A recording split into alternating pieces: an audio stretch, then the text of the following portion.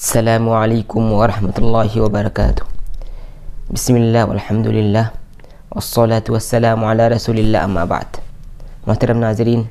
اب جانتے ہیں کہ مشہور معروف کتاب آداب زندگی میں سے میں آپ کو زندگی کے آداب بیان کر رہا تھا۔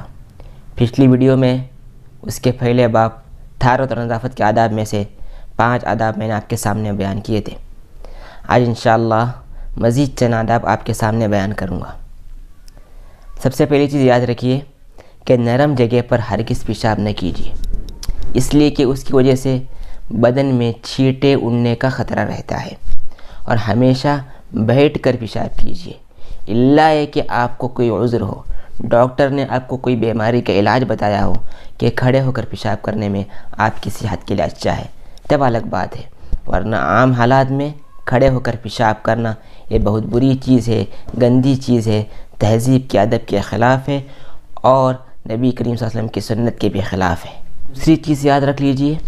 کہ ندی کے کناروں پر، ندی کے گھاٹ پر، یا سمندر کے ساحل پر، یا کسی سایہ دار درخت کے نیچے، یا جہاں پر لوگ زیادہ آتے جاتے ہو، عام شاہراہ پر، وہاں پر قضاء حاجت کرنے سے اور استنجا کرنے سے احتیاط کیجیے، اس لیے کہ اس کی وجہ سے لوگوں کو تکلیف ہوتی ہے، اور اسلام ہر اس چیز سے روکتا ہے جس سے دوسرے کو تکلیف ہوتی ہے۔ اسلام امن کا، شانتی کا مذہب ہے، اس نے ہر اس چیز سے منع کیا ہے جس سے کسی انسان کو تکلیف پہنچتی ہو، اس لیے ہمیشہ یاد رکھ لیجیے ان علاقوں میں، ان جگہوں پر کبھی پیشاب و پاخانہ ہرگز نہ کیجیے۔ اور تیسری چیز یاد رکھ لیجیے، استنجے کے لیے جاتے وقت سر پہ ٹوپی اور ہمیشہ پیر میں جوتا پہن کر جائیے، یہ آپ کے لیے اچھا ہے، اور اس دعا کو پڑھیے، اللہم انی اعوذ بک من الخبث والخبائث، اے اللہ میں تیری پناہ میں آنا چاہتا ہوں شیطانوں سے، ان شیطانوں سے بھی جو مذکر ہیں اور ان سے بھی جو مؤنث ہیں۔ جب واپس آؤ تو یہ دعا ضرور پڑھو، الحمدللہ الذی اذھب عنی آذی وعفانی، اللہ کا شکر ہے جس نے مجھ سے تکلیف دور فرمائی اور مجھے عافیت بخشی۔ اور ایک چیز یاد رکھ لیجئے، اکثر لوگ ان چیزوں کے لیے بے احتیاطی برتے ہیں کہ 4 لوگ جہاں پر بیٹھے ہیں، محفل بھری ہوئی ہے، مجلس میں سب کے سامنے ناک میں انگلی ڈال کر صاف کرتے ہیں۔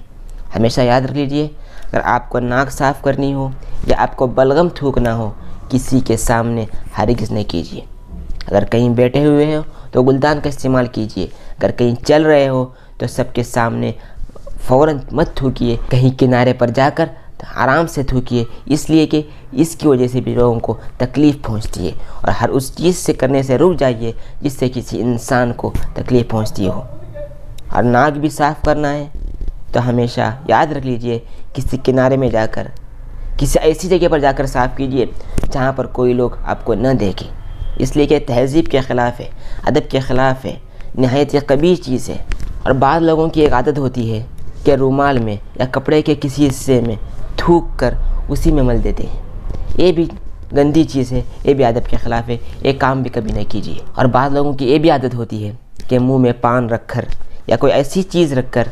کہ بات کرتے وقت دوسرے کے منہ میں چھینٹیں اٹھنے کا خطرہ رہتا ہے، دوسرے کے کپڑے میں چھینٹیں اڑنے کا خطرہ رہتا ہے۔ یاد رکھیے ایسا کام ہرگز مت کیجیے، یہ بہت گندی چیز ہے، اور اس چیز کی وجہ سے لوگوں کے سامنے آپ کی امیج اور آپ کے بارے میں غلط خیالات آ سکتے ہیں، اور آپ کی امیج خراب ہو سکتی ہے، آپ کی شخصیت کو لوگ بری نگاہ سے دیکھیں گے، اس لیے یہ کام ہرگز نہ کیجیے۔ اللہ تعالیٰ سے دعا ہے کہ اللہ تعالیٰ سب سے پہلے مجھے بھی اور آپ تماموں کو ان باتوں پر عمل کرنے کی توفیق عطا فرمائے۔